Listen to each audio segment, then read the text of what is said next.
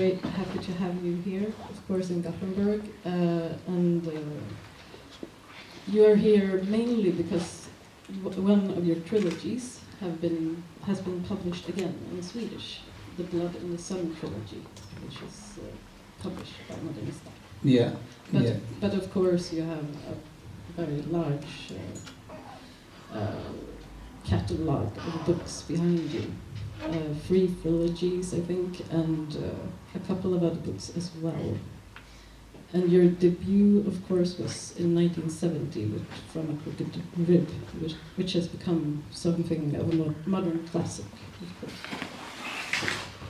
So I think that this conversation will center a bit around the Blood in the Sun trilogy, although it's been a while since you wrote it, of course.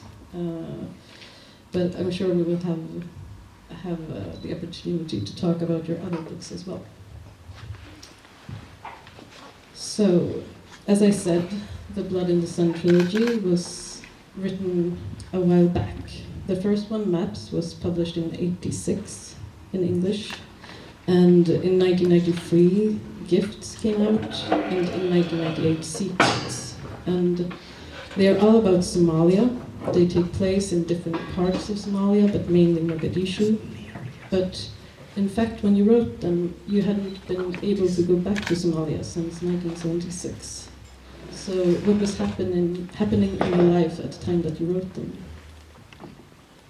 Well, I think a great deal of things was happening in my mind, in that I thought about Somalia, was obsessed with it, I dreamt it, I wrote about it, and it's only through that kind of knowledge, that obsessive knowledge, in-depth understanding of the problems and the neuroses of it, that made it possible for me to write a trilogy similar to this one. And I think not all the books, but I think the majority of my books after my first novel, the majority of the books were written in relationship to other books.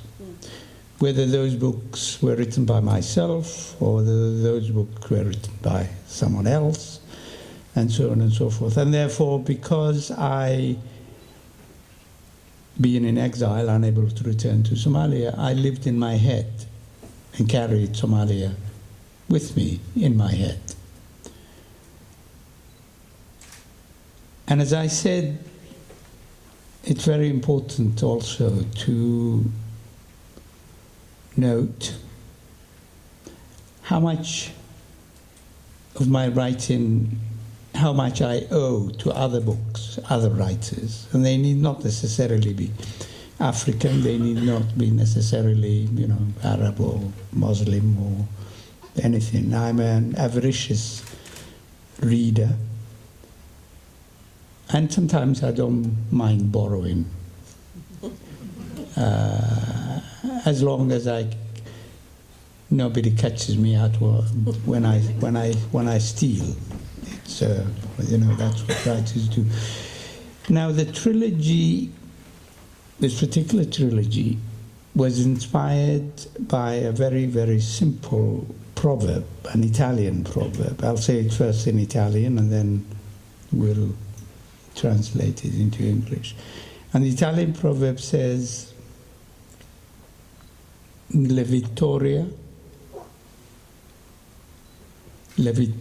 trova 100 padri, lo sconfitto è orfano. Which means victory will have 100 fathers, meaning when there is victory, everybody wants to be part of that victory. And lo sconfitto, defeat, is an orphan. No one wants to have anything to do with it. So if the overhanging arch is one that says victory is and the proverb actually is attributed to the son-in-law of Benito Mussolini, a diplomat, an Italian diplomat. Now I picked up only mainly one phrase, for example, orfano. The country becomes like an orphan. Somalia becomes like an orphan. Now the first part of the book, Maps, concerns itself with the war between Ethiopia and Somalia. And in it, Maps, there is an orphan. Askar. Askar. And then you have Gifts, which is also the consequence of the war between Ethiopia and Somalia, created a situation in which people did not engage in any farming, in agricultural work. And therefore Somalia became famine country. We didn't grow any food. So for the first time in our history, we needed foreign aid to feed the people of Somalia. And the third one is equally complex but also easy in one way, and that is, it's my comment on the idea, the view that the notion, the idea of clan system in Somalia, the clan family system, is illogical, irrational, foolish, and doesn't exist. That's the entire idea of the novel. And that is, a woman, Somali, is raped by 6 men who belong to different clans, and she has a boy. Now, to whom does he belong? And then he finds an elderly man, nonno, il nonno, grandpa, and so on and so forth. So the idea is there is a dislocation, mental, physical, geographical dislocation, because you also had refugees numbering about 4 million refugees came to Somalia after the end of the Ethiopia-Somalia war.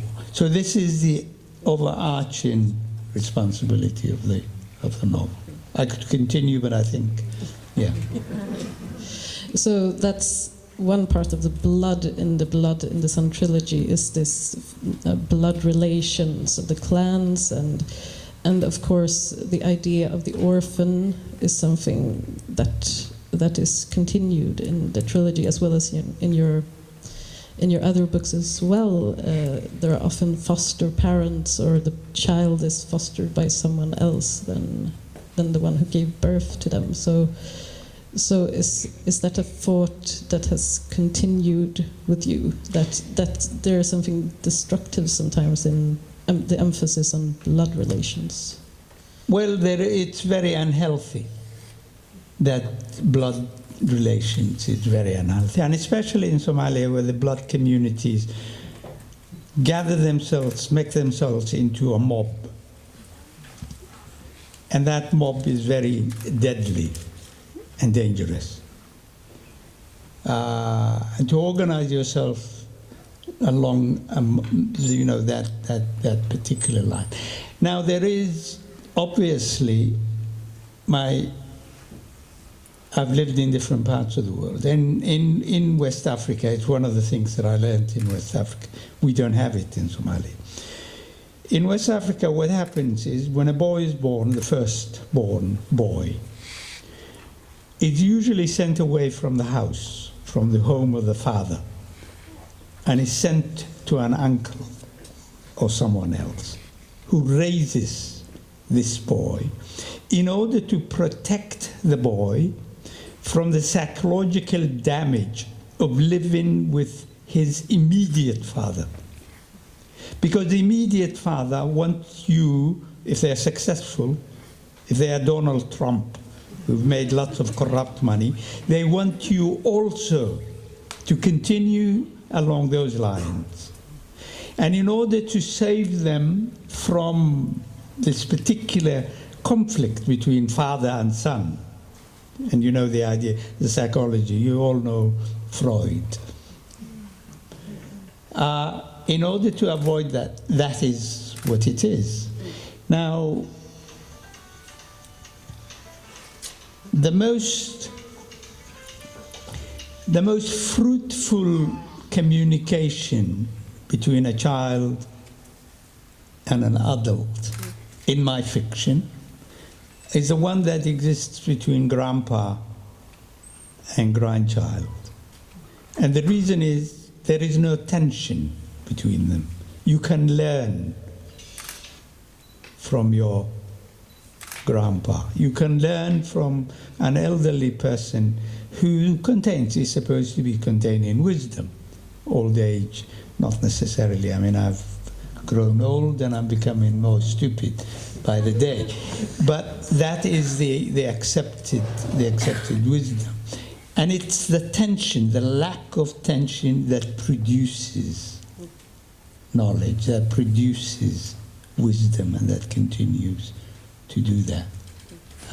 And then, whereas the immediate father becomes a patriarch, and you know what, you associate patriarchy with terrible things and dictatorial tendencies and so on and so forth. That's a relationship we can almost see as well in maps between Asghar and his uncle, who teaches him a lot of things about the world and mainly about maps. And the uncle in Mogadishu. Exactly. Yeah. Yes.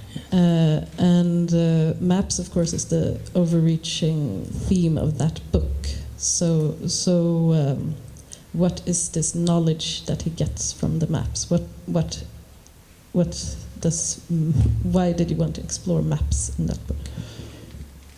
Well, there are a number of things. One of the important things that I usually challenge, people who consider themselves educated, and you would find, for example, that until 1967, and this is very recent, some of us were born before 1967. Not until 1967 did you actually get a proper map of Africa with a correct scale. Can you believe it? 1967. That's not so long ago. And the reason is, prior to that, the maps of Africa were made small, and the maps of Europe were made much, much larger than Africa, Because if you were to take the exact scale of a map in the world, you would actually find that the country like Sudan is a lot bigger than several countries in Europe put together, one country. If you put Sudan and the Congo, those two countries, and add, for the sake of an argument, Libya, you would find that Europe is not as big as 3 countries. And yet the map that we were taught, I used that map. And I always thought as a child that Africa was smaller than Europe. That's one reason. The second reason is Africa was created in the shape it is in by Europeans who sat in some place at a table in Berlin in 18-something, and then who decided this part, Herr Günther, yes, this part is yours. Mr. Williams, this is yours. Monsieur Gerard, this is yours. Mr. Graziano, ecco, da Somalia, Eritrea, Etiopia, Libia anche, ecco. Now, that was the way it was done, without consultation with the people who were living there. And of course, we won't, there's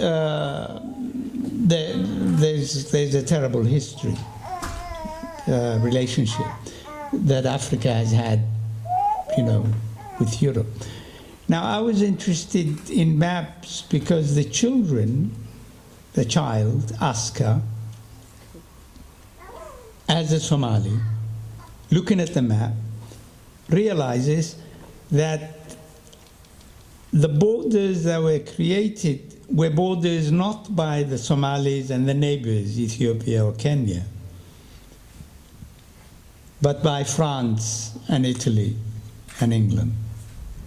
Now that was where the interest was, and therefore place the person where he or she belongs in a map somewhere.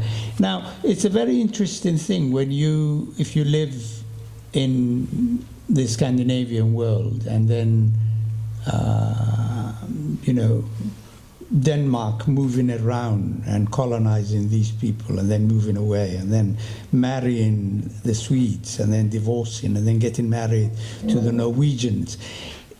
This is at least in part acceptable because but it's not acceptable, for example, for Denmark to occupy a country much, much bigger than itself called Greenland. But we won't go into that. Anyway, the maps therefore become quite important. Yeah. And they're also important because the borders of the map become a sort of border between Askar and Misra, who is his foster mother. Yes. The novels, Blood in the Sun, is actually called the body novels. The human body novels. And because different chapters sometimes are devoted to one part of the human body, and and different parts of the body are useful for different purposes. And almost everything on the human body does more than one job. People who believe in the greatness of God will tell you that the mouth is not only for eating, but the mouth is for this and that and the other one. And it's God's wisdom that enables us to do that. So that is also my and in the Quran, and I will do it in Arabic, so that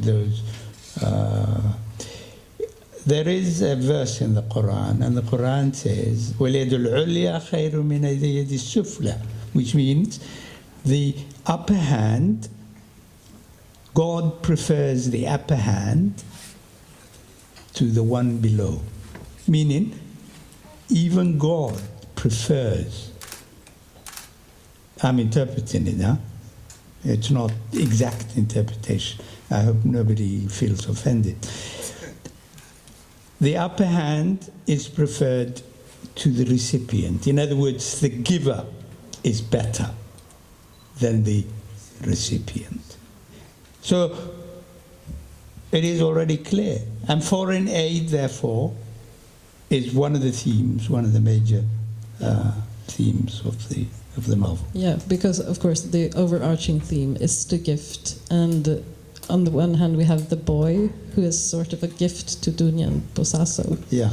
And that's a good gift because it brings them together, but at the same time we have the foreign aid, which is both good, because maybe it's good that some people, it might lead to less starvation, but it might also lead to further difficulties.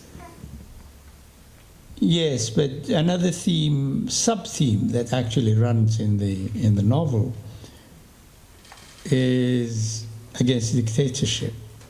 And the reason is because although this is not part of the theory, the trilogy in dictatorship, because it is said, and it has been proven quite correctly, that there can be no famine in a country that is democratic. You see? And why is it? Because some people look for democracy way, way out.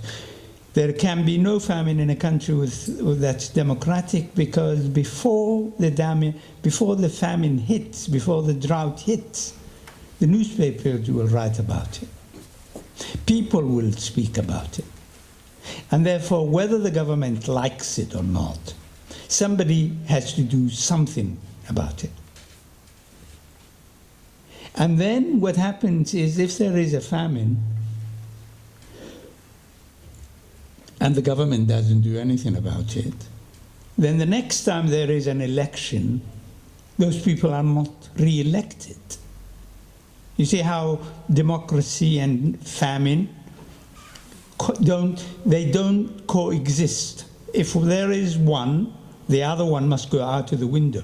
It has been proven by Amartya Sen, who's an Indian Nobel Prize winner in economics.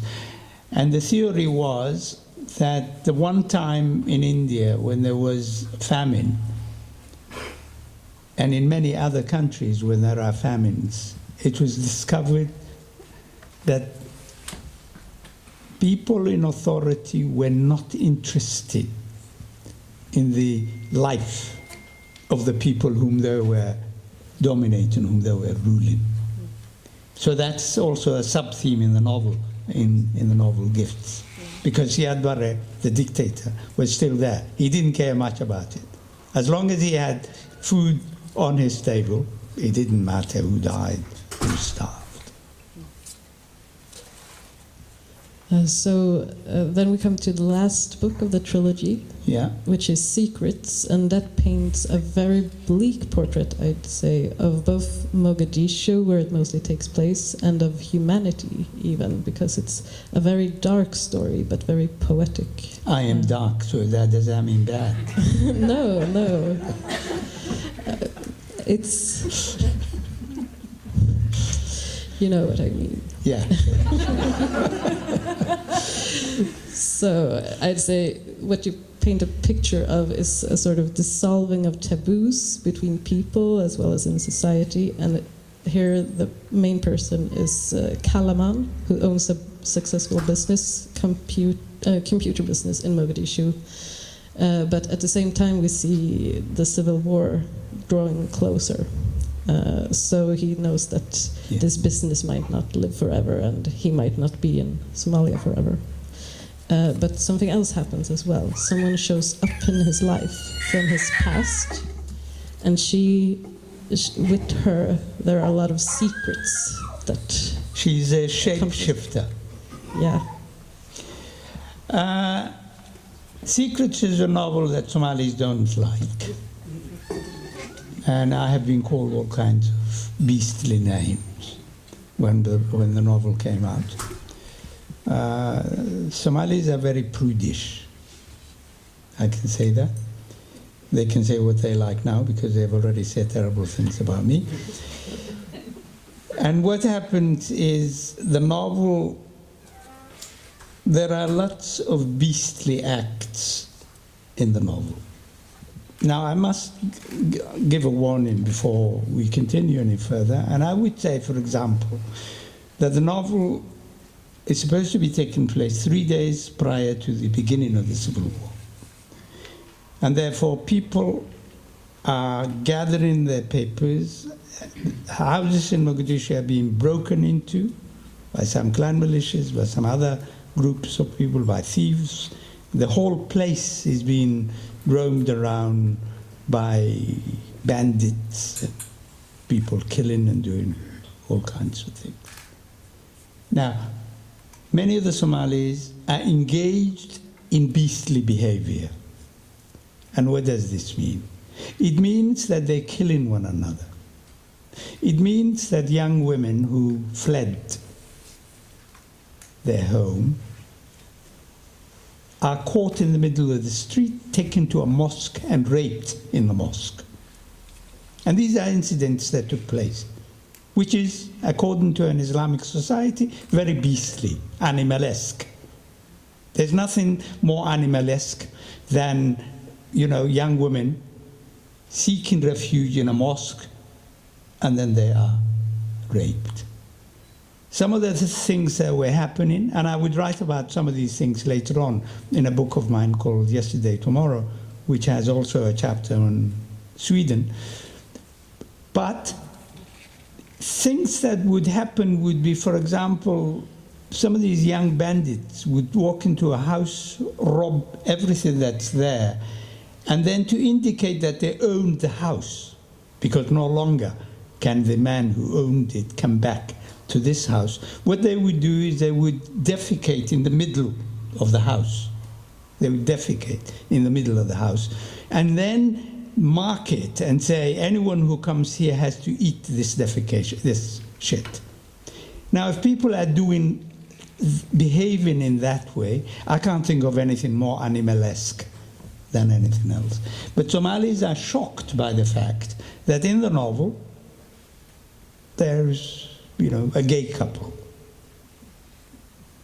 Now, for me, as long as I'm not in the picture of the gays, a man is not chasing me, I'm not chasing him. It's none of my business what he does with his life.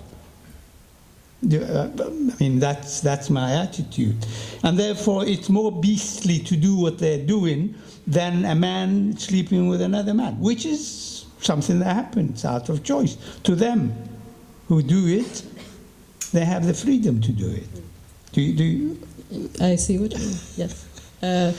You also describe this relationship that Kalaman and Shalongo have had in his childhood, which is, their whole childhood is filled with incest and bestiality, and they are two small children having sex. I guess that's what people have reacted to. Yeah, well. Because, she says to him, if you love me, you have to have a bit of my blood.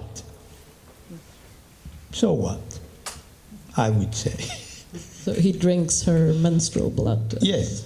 That sort of thing, which is in other another words, taboo. Which is out of he wants to prove how much how much authority she has over him, and therefore she makes him do what she wants. And this kind of there is a word for it. What is it? Dominatrice? Do you know the word? No. Yes. Dominatrix, yes. Because they do what they want. Usually it's associated with masochism. But as I said to you, one has to read this text in parallel to the things I don't talk about in the book. And the reason is, although I'd heard the stories that I mentioned about defecating in the middle of the house, going to a mosque and being raped by the imam, believe it or not, the imam raping the little girl who says, these beastly things. I couldn't write about them because I wasn't absolutely 100% sure. But I could let my imagination go and explain to myself what beastly things are possible. And this is that beastly thing. But I think there is one of the redeeming factors, I think, is the old man. No. Yes. And his relationship with Kalaman. And his relationship with his, he's not his biological child. Kalaman is the issue of a woman who was raped by 6 men. So he doesn't actually know his clan identity. And then there is also, he has some magical qualities. The old man has magical qualities. He has, he walks along on a leash, a crow. Now, any Somali who knows his or her Somali ancient mythology would know that before the Arabs arrived in Somalia, before we were turned into Muslims, like the ancient Egyptians, we used to worship the crow. I'll explain why you would worship the crow. Now, it is no coincidence that the word for crow is tuke or duko or duke, right? The crow, the name of the crow. And the word tuko in Somali is to pray, right? Okay. And then the other word that's also associated with the crow in Somali mythology, before the Arabs came, is waq. Waq, the sound. Waq. The crow makes that sound. Waq. And waq, in ancient Somali theory, is God. Abud Waq. El Waq. These are names of Somali places before the Arabs came and turned us into Muslims. And this old man is therefore interested in that magic and in the recreation of Somali mythology and Somali history. So the theme of that book is secrets, and the other book's themes, maps, as well as gifts, they all seem to be sort of double-edged or complex ideas in your books. There isn't, gifts, you'd think that that's something universally good, but there seem to be problems associated with that. And the same with maps. I think that the borders create problems, but at the same time, perhaps a nation is a better concept than a clan to organize people in. And in secrets, we see that the secrets create problems, but they also create problems when they are revealed. So do you think that we are stuck with these kinds of concepts? Or, are we stuck with the secrets and the taboos, for instance? Well, I think if you were to take secrets, for example, without secrets, a husband and a wife wouldn't coexist. They wouldn't want to be together. It's the secrets that they keep from each other that keeps the marriage going. Well, it's one way of looking at it, you see.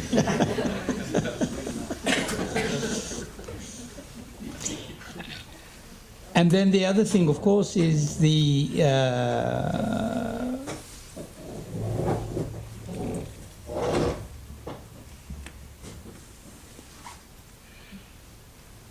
in all the three books, that particular trilogy, you actually have containment. You see, a border is a containment. When you leave nowadays, as the history of Sweden has continued to change, the borders have continued to change, when you leave in Sweden. And so that means that, within that border, where you are in relation to yourself, in relation to the identity, and so on and so forth. With regard to secrets, you also know some of the things that you don't talk about. The most terrible thing is to pick somebody up and say to them, "Can I have a word with you?" and tell you something. And then as you walk in, you say to them, "I'll tell you something I don't want you to tell anyone else." That actually means I want you to tell what I'm going to tell you.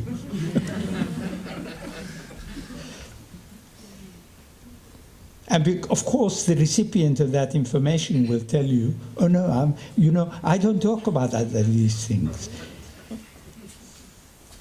But they're not going to be, once you told a secret, and in the novel, for example, there's a Somali myth, history, or whatever it is. There's a man locks himself in a room in the dark. Nobody knows what he has done. He thinks. He goes into the room and he raises his finger like this. He doesn't say a word. He doesn't talk to anyone. He doesn't do anything else. He doesn't even scratch his nose or ear. He comes out and there are people waiting outside. And then he says, "Now, what did I do in the room?" They said, "You raised your hand." He must have talked to someone to say, "I'm going to do something. I don't want you to tell it to anybody else." And then he told it to everybody else. So that is what secrets are. They contain, but they also let. To go back to the beginning of this conversation, as I said, this trilogy was written in your exile from Somalia, because you weren't allowed to come back, because Siad Barre didn't like what you wrote.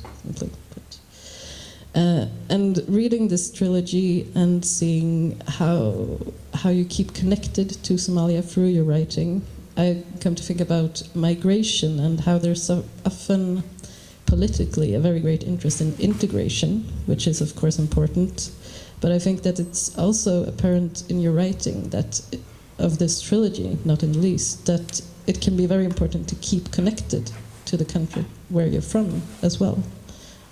What did it mean to you to keep connected through your writing to Somalia? Well, two things happened simultaneously. One was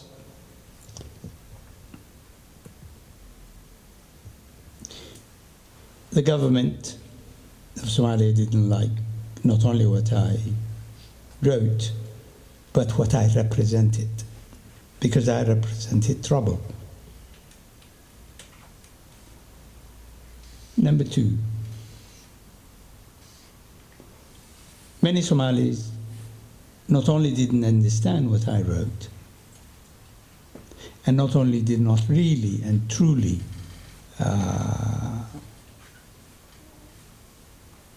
know Somalia, the history of the country.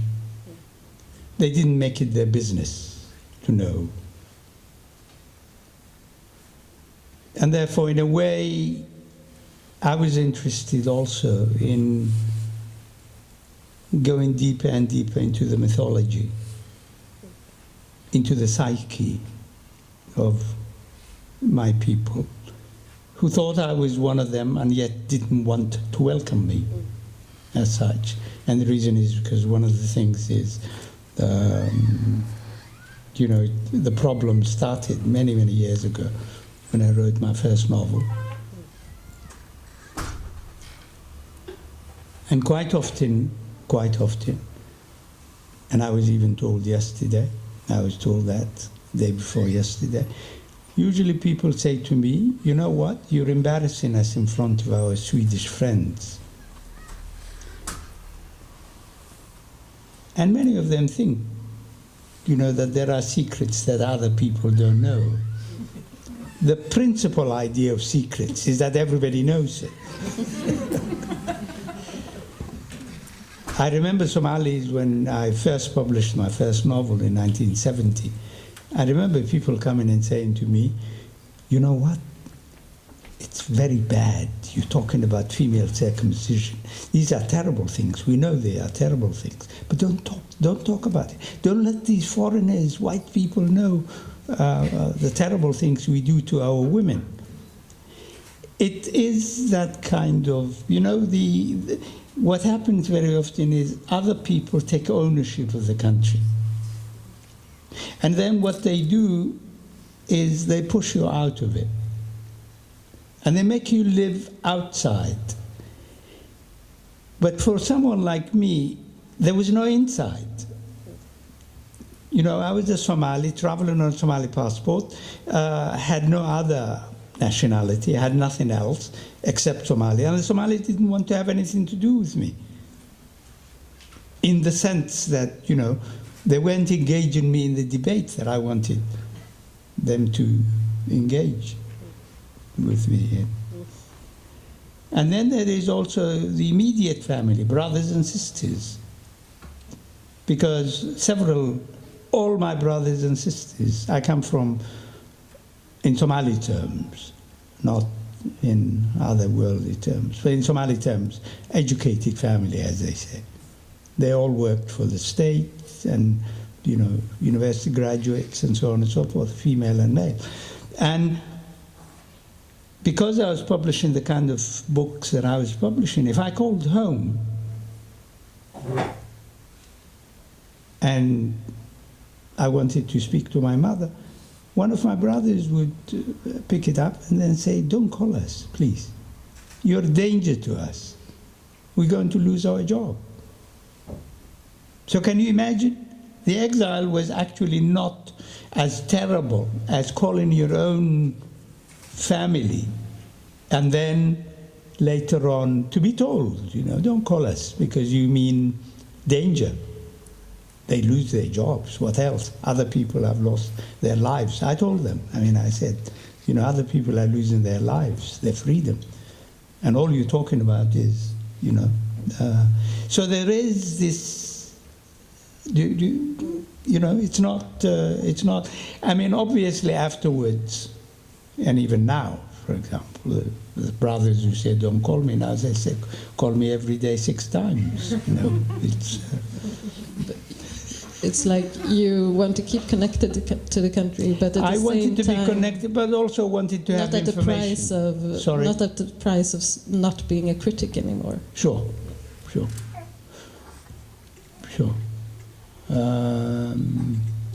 There is a problem, if people are very sensitive, in inverted commas, and they want to hear nothing but praise of themselves, then you're in trouble. You're in a lot of bother, and that is my relationship. Now, some of my sisters, obviously, the brothers were, some of those who say, "Don't call us," but the sisters had a way of communicating with me, and some of them, when they came out, before they came out to Somalia, because as I said to you, they were working for United Nations or other organizations, they would get in touch with me. And some of them would say, "I'm going to be for 6 months in this country or a week." I could fly out and see them and find out the information. And my source of information, I wasn't interested in, for these novels in any case, I wasn't interested in sociological information. And you know what sociological information means: how much did a kilo of sugar cost yesterday? Who cares? A kilo of sugar. You could say sugar was expensive, sugar was cheap, and in between. But it didn't matter. These are sociological, anthropological questions. What I wanted was the psychology and how people were damaged, you see? And this is some of the things that I was spared. I was spared because I was in exile, and yet I wasn't damaged in the way that people who stayed with Siad Barre. And I remember once Siad Barre came out and he was in Europe. And everywhere he went, there would be, 15 ambassadors, Somali ambassadors, including the one from Stockholm. All of them were there. And then one of the ambassadors picked up my name. My name came up in the conversation, picked up my name. And this man said some of the most terrible things about Nuradin Farah. And you won't believe it, what Siad Barre did. What Siad Barre did was, he said, "You know what? I actually like Nuradin for 2 reasons," he said. One is, he says what he thinks without fear. They tried to kill me 2-3 times. It didn't matter. They didn't. I'm still here. He's dead. And then he said, you know, what I don't like about it was, you're always, you know, he said to one of them, look, I'm sitting here, he removed his socks, and he is rubbing his feet, one of the ambassadors, for Christ's sake, an ambassador, whole ambassador, doing this. And another one is massaging his back. And they're all singing his praises. And then Siad Barre said, you know what?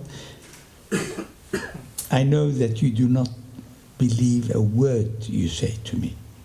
But at least I know where Nuradin is concerned, he says what he wants. So I prefer him to you.